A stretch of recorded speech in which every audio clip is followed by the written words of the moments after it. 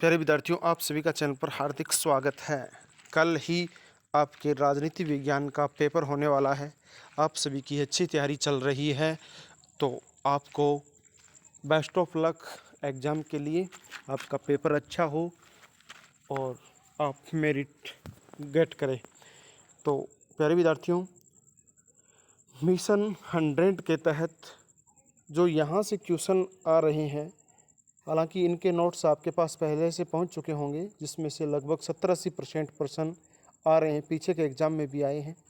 ये इनके पेपर बनाए हुए हैं, उनका हम अध्ययन करते हैं। देखो, जिसमें सबसे पहले हमारा क्वेश्चन है पहला,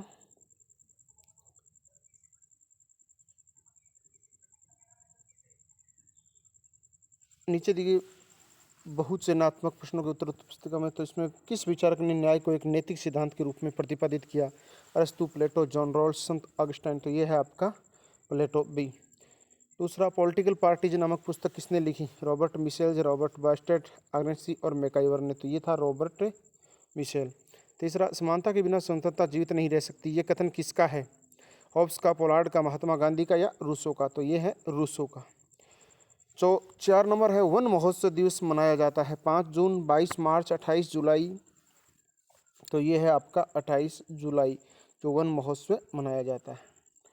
आगे बढ़ते हैं, प्रश्न नंबर 5 देखिए आपकी स्क्रीन पर। प्यारे विद्यार्थियों, वीडियो को लाइक करें, चैनल को सब्सक्राइब करें और घंटे का निशान दबा दीजिए। वित्तीय संकट संविधान के किस अनुच्छेद के तहत लगाया जाता है? 352, 356, 360। तो ये है 360। राज्य सूची में कितने विषय हैं? 47, 99, 66 या 50? तो 66 विषय है वो राज्य सूची में है। धन विधेयक को संविधान के किस अनुच्छेद में परिभाषित किया गया है? 109, 110, 111, 112। तो 110 के अंदर धन विधेयक को परिभाषित किया गया है। मुख्य न्यायाधीश की नियुक्ति कौन करता है? राष्ट्रपति, प्रधानमंत्री, उपराष्ट्रपति और राज्यपाल। तो मुख्य न्यायाधीश की जो नियुक्ति है वो राष्ट्रपति करता है। अगला देखो प्रश्न आपका, अंतर्राष्ट्रीय न्यायालय में कितने न्यायाधीश होते हैं? 21, 20, 15, 24।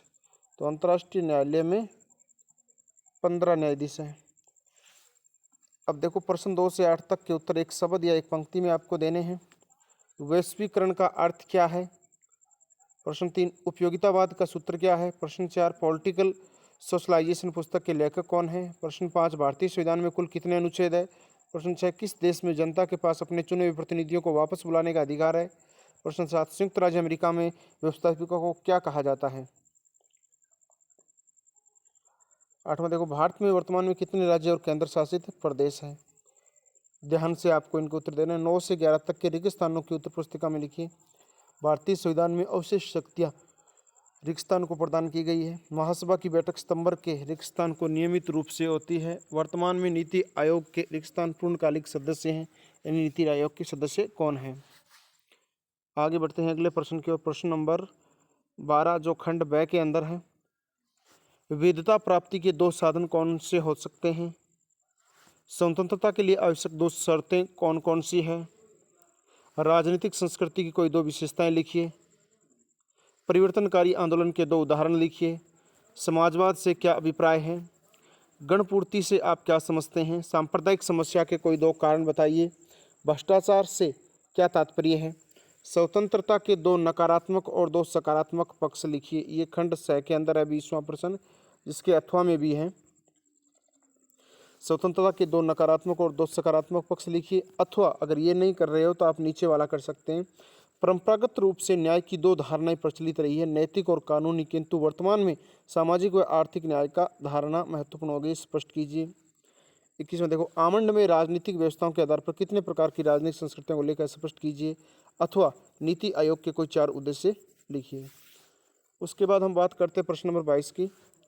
भारतीय राजनीति में जाति की भूमिका को कई रूपों में देख सकते हैं, स्पष्ट कीजिए कोई 4। अतः सांप्रदायिकता के कारण न सिर्फ राष्ट्रीय एकता व अखंडता को खतरा पैदा हुआ, बल्कि विकास की प्रक्रिया भी अवरुद्ध हुई है। सांप्रदायिकता के कारण उत्पन्न कोई 4 दुष्परिणाम बताइए। 23 नंबर प्रश्न देखो, भारतीय गठबंधन की राजनीति कोई 4 विशेषता बताइए। गठबंधन अथवा में क्या है? राजनीति के अपराधीकरण के आधार पर भारतीय राजनीति का वर्तमान परिदृश्य कैसा, स्पष्ट कीजिए। 24वां देखिए, न्यायपालिका द्वारा पर्यावरण संबंधी जागरूकता बढ़ाने के उद्देश्य से महत्वपूर्ण निर्देश जारी किए गए। किन्हीं 5 निर्देशों का उल्लेख करें। और 8वां में है, भारतीय संविधान की विशेषता बताइए। भारत में संघात्मक शासन व्यवस्था होते हुए भी इसके एकात्मक शासन व्यवस्था का मिश्रण पाया जाता है, स्पष्ट कीजिए। 26वां, भारतीय संविधान में सामाजिक न्याय और आर्थिक न्याय के लिए क्या प्रावधान किए गए हैं। और 8वां में है, संयुक्त राष्ट्र संघ में सुरक्षा परिषद और अंतर्राष्ट्रीय न्यायालय का गठन को समझाइए।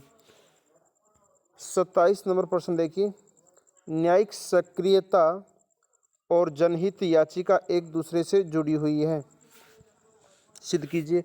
अथवा भारतीय संसद के गठन व संरचना को स्पष्ट कीजिए। 28 नंबर प्रश्न, भारत की विदेश नीति में गुटनिरपेक्षता को अपनाने के कारण क्या रहे हैं और वर्तमान संदर्भ में गुटनिरपेक्ष आंदोलन प्रासंगिक रही है, समझाइए। नियोजन क्या है, नियोजन की आवश्यकता और उद्देश्यों पर प्रकाश डालिए। तो दोनों में से आप कोई एक कर सकते हैं। तो ये आपका प्रश्न पत्र है जो सिक्योरिटी मिशन 100 के तहत बनाया गया है और इसमें से लगभग इन के जो नोट्स हैं उनमें से 80% के स्तर पर अंक आते हैं। इनमें महत्वपूर्ण प्रश्नों को लिया गया है, महत्वपूर्ण प्रश्नों का यहाँ पर संग्रहण किया गया है। तो प्यारे विद्यार्थियों, आपने इस वीडियो को अंत तक देखा, इसके लिए बहुत बहुत धन्यवाद। आपका आने वाला पेपर अच्छा रहे, अच्छे मार्क्स आप प्राप्त करें। अगर वीडियो पसंद आए तो लाइक करें, चैनल को सब्सक्राइब करें, घंटे का निशान दबा दीजिए। फिर मिलेंगे एक कोई नई वीडियो के साथ, तब तक के लिए जय हिंद, जय भारत, वंदे मातरम।